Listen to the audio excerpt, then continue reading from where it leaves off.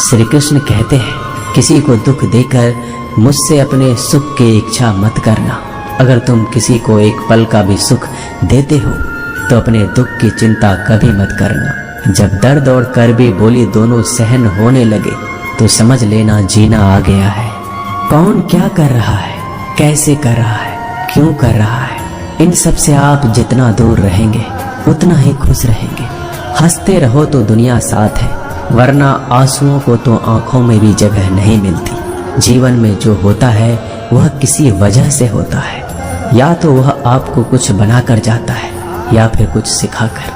कटना, पिसना और अंतिम समय तक निचोड़े जाना गन्ने से बेहतर कौन जानता है कि मीठा होने का नुकसान कितना होता है। जब कोई दिल दुखाए तो सबसे बेहतर है कि हम चुप हो जाएं, क्योंकि जिन्हें हम जवाब नहीं देते उन्हें फिर वक्त जवाब देता है।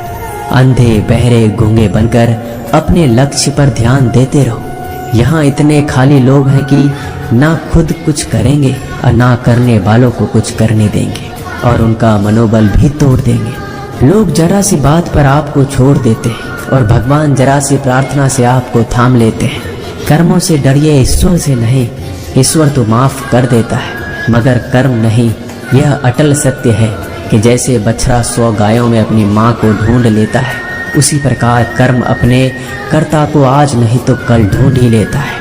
नीयत साफ और मकसद सही हो तो यकीनन किसी न किसी रूप में ईश्वर भी आपकी मदद करते हैं। जिंदगी में जितना शांत रहोगे अपने आप को उतना ही मजबूत पाओगे, क्योंकि लोहा ठंडा होने पर मजबूत होता है। गरीब रहोगे कोई ध्यान नहीं देता, मेहनत करोगे तो सब हंसेंगे, लेकिन जब कामयाब हो जाओगे तो सब जलेंगे।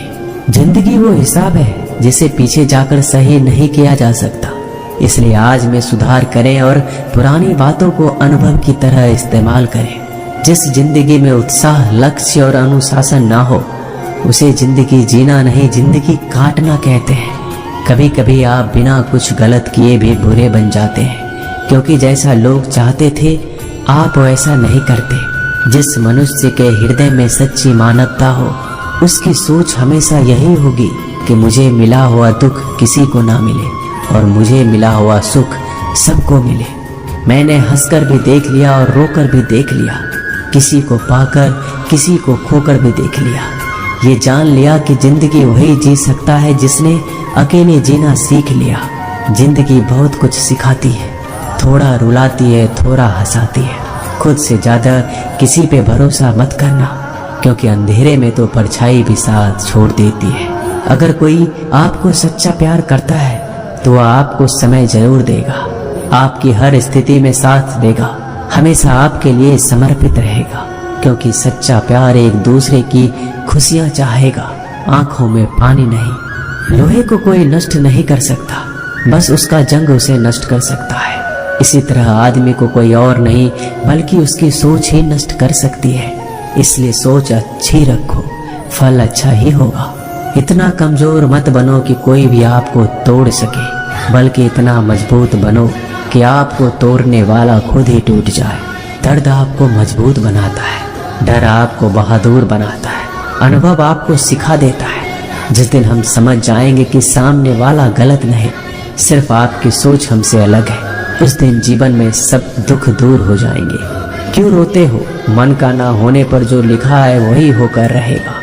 एक रास्ता बंद करने से पहले भगवान 10 रास्ते खोल देते हैं। गर्मी के मौसम में पत्ते सूखने के बाद भी पंछी घोंसला नहीं छोड़ते, क्योंकि वो जानते हैं फिर से बरसात आएगी और पेड़ पर नए पत्ते आएंगे। जो हुआ उसे भूलकर नई शुरुआत करो और याद रखो, जिसका कोई नहीं होता उसका भगवान होता है। मतलब से जुड़े रिश्ते मतलब तक साथ देते हैं, लेकिन दिल से जुड़े रिश्ते आखिरी सांस तक निभाते हैं। अच्छा काम करते रहो, चाहे कोई सम्मान करे या ना करे, क्योंकि सूर्योदय तब भी होता है जब करोड़ों लोग सोए रहते हैं। दुनिया में हर एक काम आसान है, केवल अंदर से आवाज आनी चाहिए। हमेशा मेहनत और उस परमात्मा पर विश्वास रखना इस सफलता का सूत्र है। जीवन में सबसे बड़ी गलती वो है जिस गलती से हम कुछ सीख नहीं पाते। जो व्यक्ति अपने मन को काबू में कर सकता है वह जिंदगी में कुछ भी कर सकता है। इंसान की अच्छाइयों पर सब खामोश रहते हैं, लेकिन चर्चा अगर बुराई पर हो तो गूंगे भी बोल पड़ते हैं। श्री कृष्ण कहते हैं, तुम्हारे बीते हुए कल को तो मैं ठीक नहीं कर सकता, क्योंकि तुम वर्तमान में अगर अच्छा कर्म करोगे तो मैं तुम्हारा आने वाला कल जरूर उजागर करूंगा। झूठी बातों पर लोग आपकी वाहवाही करेंगे, वही लोग आपको तबाह करेंगे। बुरे से बुरा क्या ही होगा, हम तो हमेशा ही सोच लेते हैं, मगर अच्छे से अच्छा क्या होगा हम ये कभी नहीं सोचते। जो ईश्वर रात को पेड़ पर बैठे पक्षियों को कभी गिरने नहीं देता, तो सोचो वह तुम्हें अकेला और बेसहारा कैसे छोड़ सकता है। आज के जमाने में कोई अपना नहीं होता, सिर्फ लोग तब तक साथ देते हैं जब तक उनका स्वार्थ होता है।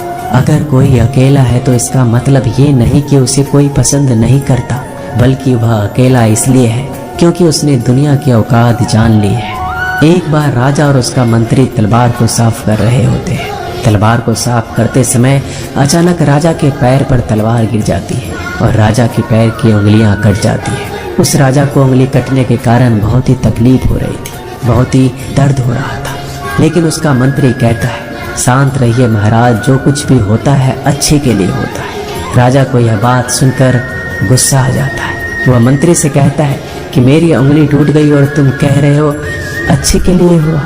वह मंत्री राजा को समझाने की कोशिश करता है, पर वो नहीं मानता और बिना सुने गुस्से के कारण मंत्री को काल कोठरी में बंद करने का आदेश दे देता है। पर मंत्री को इस बात का कोई दुख नहीं था, क्योंकि उसका अभी भी यही कहना था कि जो होता है अच्छे के लिए होता है।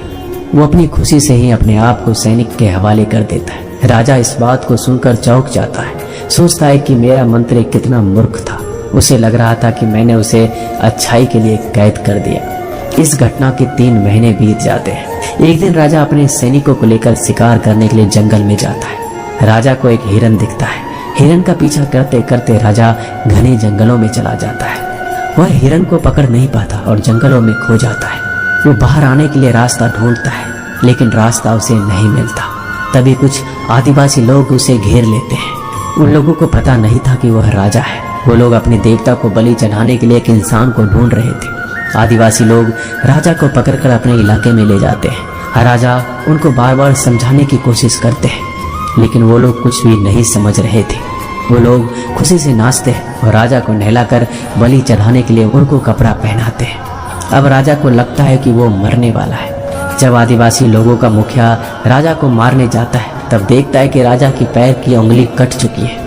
इसको देखकर उसका मुखिया कहता है कि इस इंसान की बलि नहीं दी जा सकती, क्योंकि ये इंसान पूरा नहीं है, एक अंग कटा हुआ है, और उनके भगवान को एक पूरे इंसान की बलि ही दी जा सकती है। अगर ऐसे इंसान की बलि दी जाए जिसका अंग पहले से कटा हुआ है, तो उनके देवता खुश होने की जगह नाराज हो जाएंगे। फिर वो लोग राजा को छोड़ देते हैं। राजा खुशी खुशी अपने महल चला जाता है और सोचता है, अगर मेरी उंगली उस दिन ना कटी होती तो आज मेरी मौत हो जाती। इसका मतलब मंत्री सही कह रहा था, जो कुछ होता है अच्छे के लिए होता है। फिर राजा अपने सैनिकों को आदेश देता है कि जल्दी से जाकर मंत्री को रिहा किया जाए। फिर राजा मंत्री को अपना पद वापस देते हैं और पूछते हैं, मंत्री उस दिन मेरी उंगली कट गई, मेरे लिए अच्छा हुआ, मैं मान गया, लेकिन तुम जेल में हो, इससे तुम्हारा क्या अच्छा हुआ। मंत्री खुशी खुशी राजा से कहता है, महाराज आप शिकार के लिए जाते तो आपके साथ मुझे भी आना पड़ता, और अगर मैं आपके साथ जाता तो वो लोग मुझे मार देते। मंत्री की बात सुनकर राजा को समझ आता है कि जो भी हमारे जीवन में होता है वो अच्छे के लिए होता है। अगर हम अपने जीवन में देखें तो हमारे जीवन में भी कुछ मुश्किलें आती हैं, हम उनका सामना नहीं करते, हम उनको ही दोष देते हैं। ये मुश्किलें हमें आगे बढ़ाने और मजबूत कराने के लिए ही आती है। हमें हर मुश्किलों को सकारात्मक तरीके से देखना चाहिए, क्योंकि हर चीज कुछ न कुछ सिखाकर ही जाती है। हर व्यक्ति के जीवन में सुख और दुख का आना जाना बना रहता है।